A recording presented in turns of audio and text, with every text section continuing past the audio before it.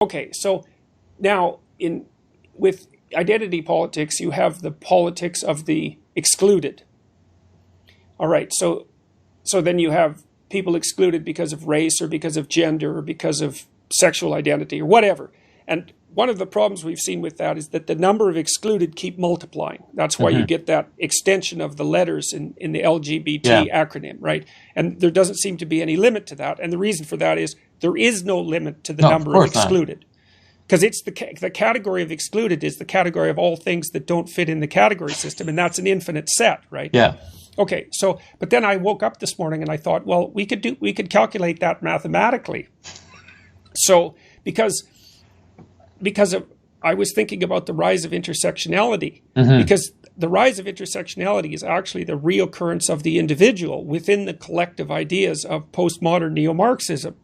Because you might say, well, I'm excluded because I'm black, or I'm excluded because I'm a woman, and then someone puts up their hand and says, well, those two categories don't include black woman.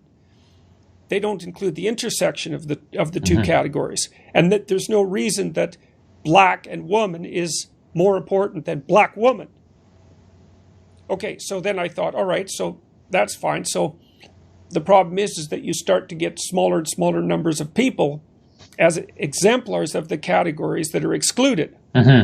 So then I thought, well, how many categories do you need to add in an intersectional analysis before you're actually down to 1 in a billion? Because then you'd have fractionated down to the individual. Right. So now it's kind of screwy mathematically because it depends on the gradations of your category system, right? I mean, I could call you old or young. That'd be binary. Right. But I could say, no, you're on a scale from 0 to 100. So that would give you a 0.01 probability of, there'd be 100 groups that you could belong to in age. So I thought, well, let's just use 100 as an example, because it could be 2 or it could be 10,000. It's arbitrary because we could say that, well, I'm 41 and there's advantages and disadvantages that go along with that. But someone else could say, well, I'm 41 in 6 months. And there's a slightly different set of advantages and disadvantages that go along with that.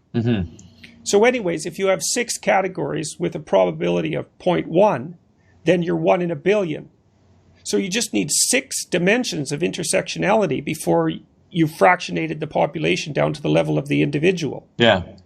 So that means the individual comes sneaking back into the collective ideas of postmodernism once you hit 6 intersectional categories. That's interesting. I thought that was really, well, it's ridiculously amusing. So I said, this will do the trick. So if you're multiracial woman who's bisexual, 27 years old, smart, 30th percentile for attractiveness, 10th percentile for familial wealth, and 80th percentile for education, you're the only one in the world like that.